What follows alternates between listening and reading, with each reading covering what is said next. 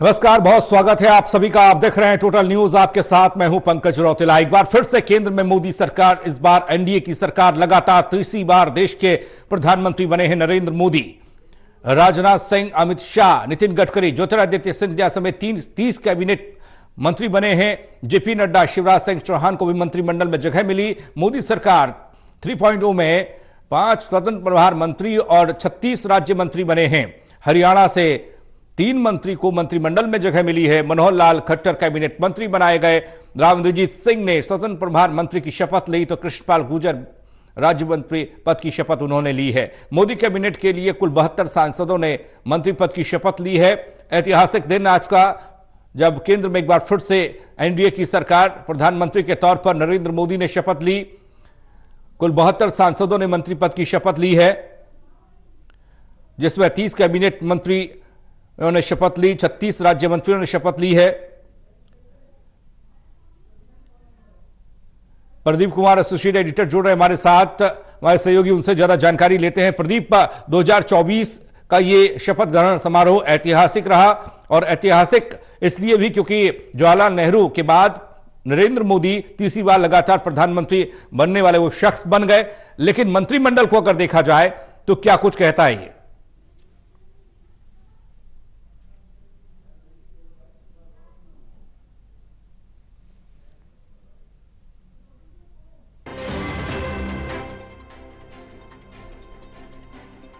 प्रदीप जी, आप तक आवाज पहुंच रही है?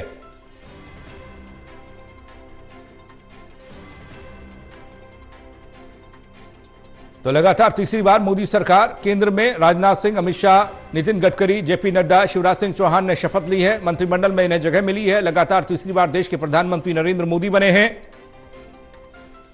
ज्योतिरादित्य सिंधिया को भी मंत्रिमंडल में जगह मिली। चिराग पासवान को कैबिनेट में जगह मिली है। बड़ी खबर, बड़ी तस्वीर, गिरिराज सिंह बिहार से आते हैं, कैबिनेट में जगह उन्हें मिली, मंत्री बनाया गया है। गजेंद्र सिंह शेखावत कैबिनेट मंत्री बनाए गए, राजस्थान से आते हैं, बीजेपी के कद्दावर नेता। जयंत चौधरी स्वतंत्र प्रभार, आरएलडी, उत्तर प्रदेश। मनोहर लाल हरियाणा के पूर्व मुख्यमंत्री, जिन्हें कैबिनेट में जगह मिली है, करनाल से जीतकर सांसद बने। धर्मेंद्र प्रधान एक बार फिर से कैबिनेट का हिस्सा हैं, ओडिशा से आते हैं।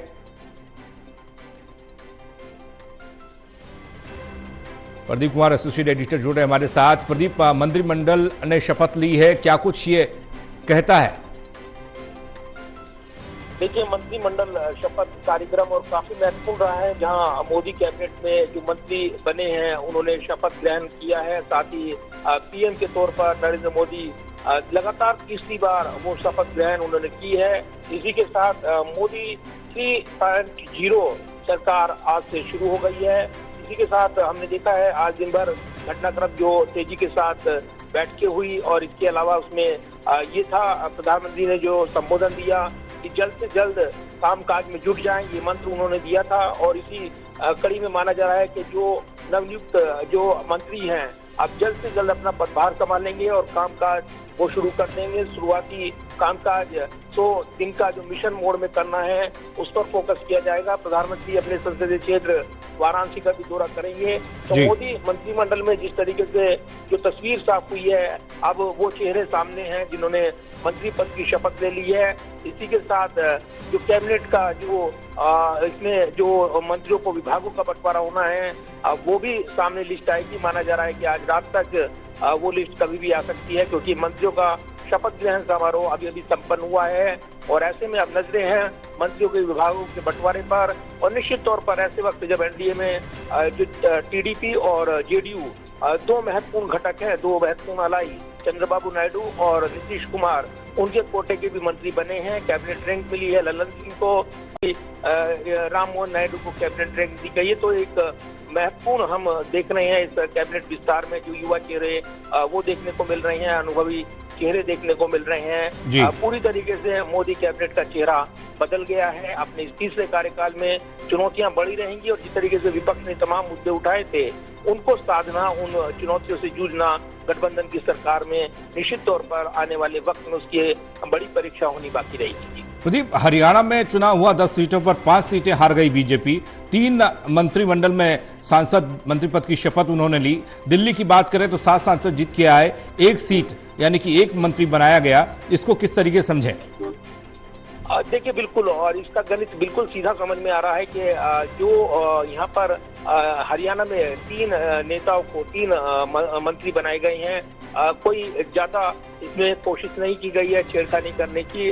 5 सांसद उनकर चुन के आए हैं, लेकिन यहाँ पर मनोहर लाल खट्टर को कैबिनेट रैंक दी गई है।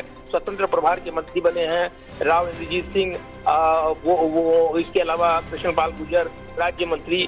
तो उसमें कोई रैंक में बदलाव नहीं हुआ है। तो ये जरूर है कि विधानसभा चुनाव की चुनौती सामने है।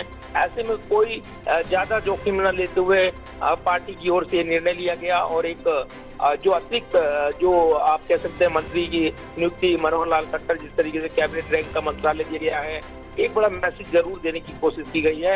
ये जरूर है कि मुख्यमंत्री पद से हटने के बाद तमाम अटकलें थी, तमाम कयास थे, उन कयासों को धता बताते हुए मनोहर लाल खट्टर एक महत्वपूर्ण मंत्रालय मिलेगा उनको, ऐसा दिखता है। जब कैबिनेट रैंक उनको मिली है तो निश्चित तौर पर बड़ा यहाँ पर हरियाणा की राजनीति को एक मैसेज है और इसके जरिए विधानसभा चुनाव को साधने की रणनीति दिखाई देती है। तो फिलहाल इसमें कितना सक्सेसफुल हो पाएगी बीजेपी, ये तो चुनाव परिणाम तय करेंगे, लेकिन इतना जरूर है कि हरियाणा को 3 मंत्रियों का कोटा मिला है और महत्वपूर्ण मंत्रालय भी मिलेंगे, ऐसी उम्मीद की जा रही है।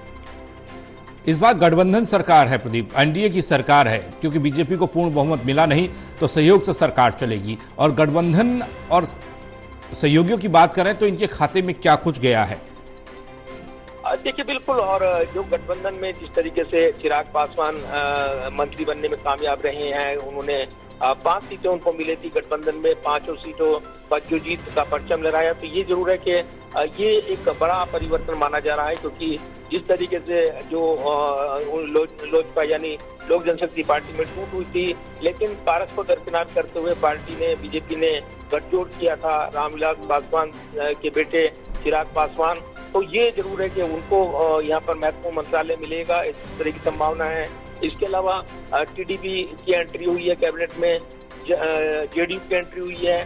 तो ये भी दिखाई दे रहा है कि जो महत्वपूर्ण मंत्रालयों की मांग थी उसको दरकिनार करते हुए महत्वपूर्ण मंत्रालय जो टॉप 4 मिनिस्ट्री हैं वो बीजेपी के पास रहेंगी, महत्वपूर्ण की मिनिस्ट्री उनके पास रहेगी। नितिन गडकरी महत्वपूर्ण मंत्रालय संभालते रहे हैं। सड़क परिवहन राज्य मंत्रालय के जरिए उन्होंने एक बड़ी पहचान बनाई है और इसके जरिए एक बड़ा विकास का मैसेज भी दिया है। संभावना है कि वो यही मंत्रालय संभाले और कुछ नए प्रयोग करते हुए दिखाई दे, क्योंकि कई मंत्रालयों का पिछली बार भी विलय किया गया था और एक नई मिनिस्ट्री के साथ कामकाज हुआ था। तो ऐसे में कई चर्चाएं हैं कि परिवहन, सार्वजनिक परिवहन मंत्रालय और इनके जरिए एक मैसेज दिया जाए।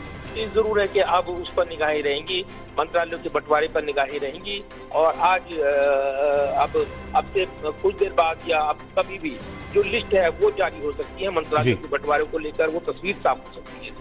प्रदीप, जिस तरीके से एनडीए की सरकार बनी और उसके बाद नजर जातिगत तौर पर भी देखी गई, उस पर भी थी कि किस तरीके से समीकरण बिठाया जाता है, ओबीसी हो, एसटी हो, एससी हो, कितने लोगों को मंत्रिमंडल में जगह मिलती है। क्या ये स्थिति साफ हो पाई? क्योंकि अभी तो जल्दबाजी होगा, लेकिन सवाल कोई जानकारी अगर निकल पा रही हो कि जातिगत समीकरण कैसे कैबिनेट में बैठाया गया?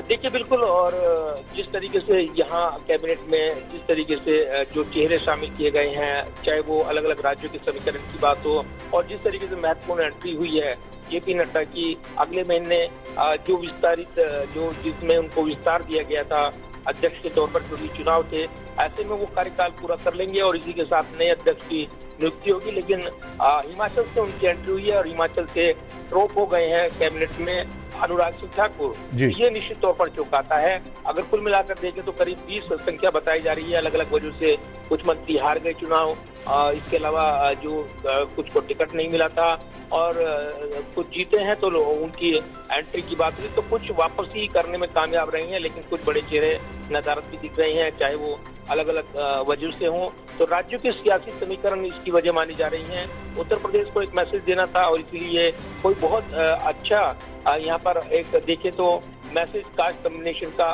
बनता हुआ नजर नहीं आ रहा है। सोशल इंजीनियरिंग ऐसी दिख नहीं रही है। ये जरूर है कि पिछड़ा वर्ग को, खास तौर से आदिवासी वर्ग को और जो हम देख रहे हैं दलित वर्ग से जुड़े हुए नेताओं को, उनको विशेष तवज्जो दी गई है और इसलिए इसमें कई बातें निकल कर आ रही हैं। तो इसका मंथन होगा, इसकी पड़ताल रहेगी, लेकिन ये जरूर है कि इस मंत्रिमंडल के साथ ही अब नई तस्वीर बनकर उभर रही है और इसमें कितने बदलाव करने में सक्षम अब यहाँ पर बीजेपी होगी और एनडीए गठजोड़ होगा, क्योंकि चुनौती होगी इस मिशन को पूरा करने की।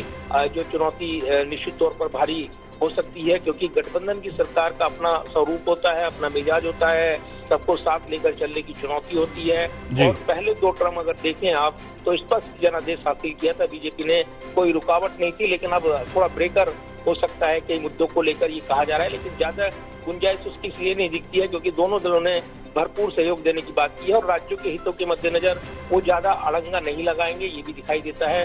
बीजेपी ने छोटे दलों से भी संपर्क साधा था और इसीलिए ये कहा गया कि वो ज्यादा दबाव में आएंगे नहीं, लेकिन कहीं न कहीं ये राजनीति है और राजनीतिक बिसात पर अब सदी हुई चालें चलना बीजेपी के लिए गठबंधन के सरकार को चलाना चुनौती तो रहेगा ही, क्योंकि स्पष्ट जनादेश के साथ अपनी जब अपने समर्थन से सरकार चलाना उसमें ज्यादा आसान था, लेकिन गठबंधन में थोड़ा मुश्किलें आ सकती हैं। इसलिए विपक्ष की निगाहें लगी हैं कि कोई चूक हो और वो यहाँ पर मौका उसके लिए बने।